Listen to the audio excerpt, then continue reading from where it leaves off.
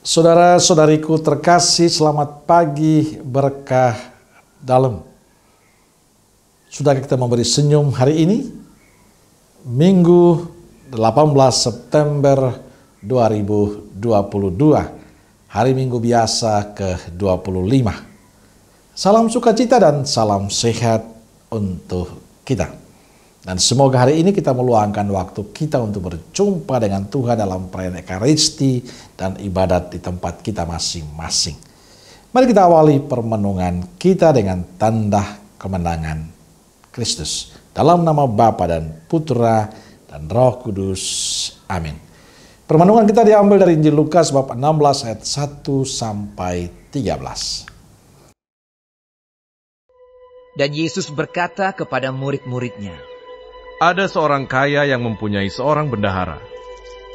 Kepadanya disampaikan tuduhan bahwa bendahara itu menghamburkan miliknya. Lalu ia memanggil bendahara itu dan berkata kepadanya, apakah yang kudengar tentang engkau? Berilah pertanggungan jawab atas urusanmu, sebab engkau tidak boleh lagi bekerja sebagai bendahara.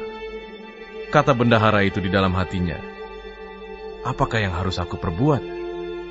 Tuanku memecat aku dari jabatanku sebagai bendahara. Mencangkul aku tidak dapat. Mengemis aku malu. Aku tahu apa yang akan aku perbuat, supaya apabila aku dipecat dari jabatanku sebagai bendahara, ada orang yang akan menampung aku di rumah mereka. Lalu ia memanggil seorang demi seorang yang berhutang kepada tuannya. Katanya kepada yang pertama, berapakah hutangmu kepada tuanku? Jawab orang itu, 100 tempayan minyak. Lalu katanya kepada orang itu, inilah surat hutangmu. Duduklah dan buat surat hutang lain sekarang juga, 50 tempayan. Kemudian ia berkata kepada yang kedua, dan berapakah hutangmu? Jawab orang itu, 100 pikul gandum. Katanya kepada orang itu, inilah surat hutangmu. Buatlah surat hutang lain, 80 pikul. Lalu tuan itu memuji bendahara yang tidak jujur itu, karena ia telah bertindak dengan cerdik. Sebab anak-anak dunia ini lebih cerdik terhadap sesamanya daripada anak-anak terang. Dan aku berkata kepadamu, ikatlah persahabatan dengan mempergunakan mamon yang tidak jujur, supaya jika mamon itu tidak dapat menolong lagi, kamu diterima di dalam kemah abadi. Barang siapa setia dalam perkara-perkara kecil, ia setia juga dalam perkara-perkara besar. Dan barang siapa tidak benar dalam perkara-perkara kecil, ia tidak benar juga dalam perkara-perkara besar. Jadi, jikalau kamu tidak setia dalam hal mamon yang tidak jujur, siapakah yang akan mempercayakan kepadamu harta yang sesungguhnya? Dan jikalau kamu tidak setia dalam harta orang lain, siapakah yang akan menyerahkan hartamu sendiri kepadamu? Seorang hamba tidak dapat mengabdi kepada dua tuan. Karena jika demikian, ia akan membenci yang seorang dan mengasihi yang lain.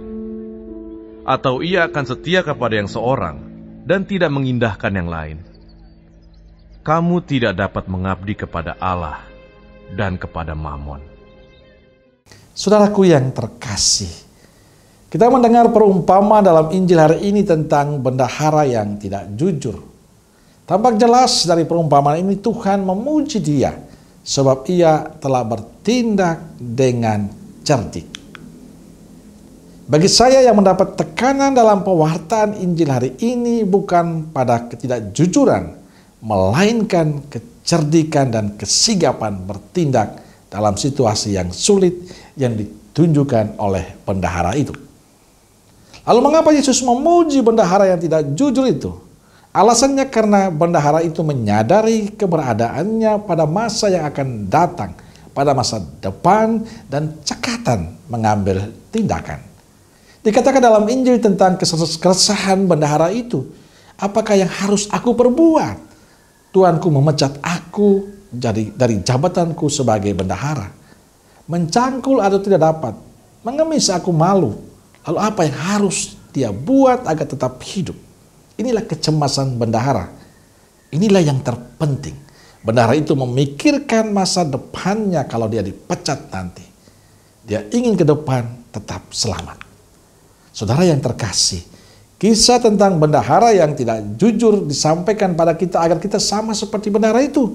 Kita pun cerdik untuk melihat hal-hal yang perlu kita lakukan untuk menjamin masa depan kita bila kelak saat Tuhan sudah memanggil kita.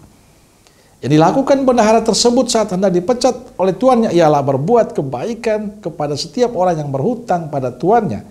Dia memanggil mereka yang berhutang pada tuannya. Yang berhutang 100 tempayan dimintanya untuk membuat surat utang yang baru 50 tempayan minyak. Dan kepada yang berhutang 100 pikul gandum diminta membuat surat utang yang baru 80 pikul gandum. Dengan cara ini dia diterima oleh mereka saat ia dipecat dari jabatannya sebagai bendahara. Saudaraku terkasih, segala kebaikan akan berbalas kebaikan pula. Inilah yang perlu dibangun oleh setiap orang beriman, oleh kita semua, orang-orang yang mengimani Kristus. Karena Tuhan meminta kita untuk senantiasa menaburkan kebaikan selama kita masih hidup.